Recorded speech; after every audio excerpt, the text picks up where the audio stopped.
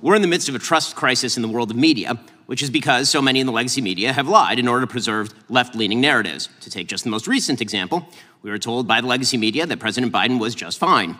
For years, anyone who questioned his health and mental fitness was trafficking in cheap fakes. And then President Biden went out and engaged in a full-scale mental collapse on stage in front of hundreds of millions of people.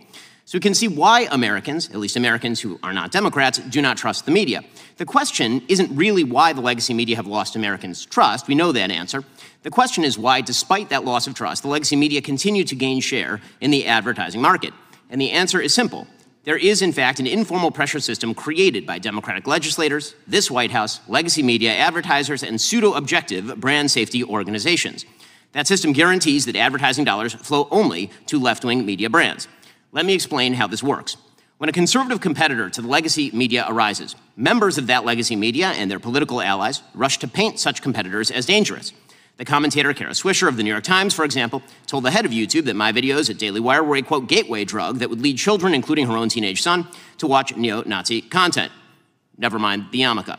Elected Democrats pick up that same messaging. In 2017, Senator Dianne Feinstein told lawyers at Facebook, Google, and Twitter, quote, you created these platforms and now they're being misused, and you have to be the ones to do something about it, or we will. Social media companies react to incentive structures, including threats. They've responded by adopting the standards of third-party left-wing informational safety groups like the Global Alliance for Responsible Media, or GARM.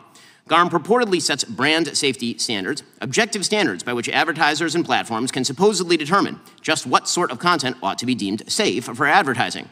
In reality, GARM acts as a cartel. Its members account for 90% of ad spending in the United States, almost $1 trillion.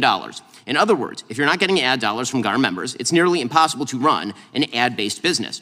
And if you're not following their preferred political narratives, the ones that Kara Swisher and Dianne Feinstein would follow, you will not be deemed brand safe. Your business will be throttled. We at Daily Wire have experienced this firsthand. In 2017, after Senator Feinstein made her threats to bring the weight of government down on social media platforms, Daily Wire YouTube channel saw a 1,000% increase in content enforcements over a 2-year period.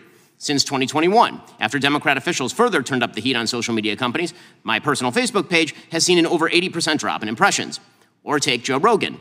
When Joe said that he had taken ivermectin after getting COVID, White House Press Secretary Jen Psaki pressured Spotify to take action, stating, quote, we want every platform to be doing more to call out mis- and disinformation while also uplifting accurate information. Spotify complied. Spotify, of course, works with GARM.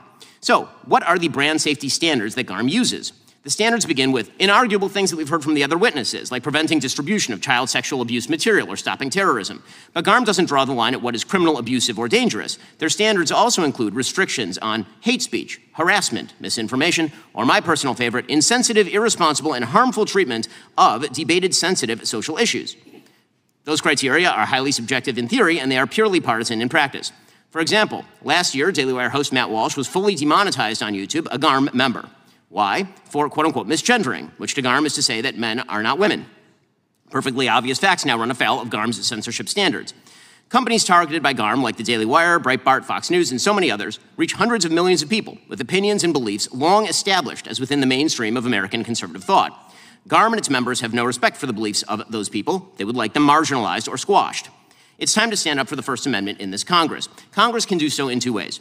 First, Congress must investigate the informal and perhaps formal arrangements between censorship cartels like GARM and executive branch agencies. The Daily Wire has already filed a federal lawsuit against the State Department for allegedly doing just this.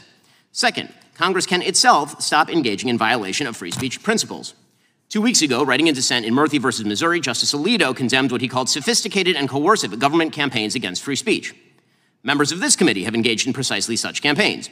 When Congressman Schiff speaks about targeting social media companies that must be, quote, pulled and dragged into this era of corporate responsibility because they are too tolerant of misinformation, he knows what he is doing. He is participating in a sophisticated, coercive campaign against free speech. When Congresswoman Jayapal blames social media for placing America at the, quote, precipice of a democratic crisis and calls on them to target they deem hate groups, she also knows what she is doing. She is participating in a sophisticated, coercive campaign against free speech. When Congressman Hank Johnson says, quote, we need a constitutional amendment to allow the legislature to control the so-called free speech rights of corporations, he also knows what he is doing. We all know what these government actors, what some people in this room are doing. You're using the tacit threat of government action to compel private companies to throttle viewpoints you don't particularly like. The First Amendment was not designed to enable workarounds by elected officials. It was directed at Congress, at you, and you're abdicating your fundamental duty when you exert pressure on private companies to censor speech. Some in this room have been doing just that for years. We in the non-legacy media have been feeling the effects. In the name of the Constitution and in the name of democracy, this should stop.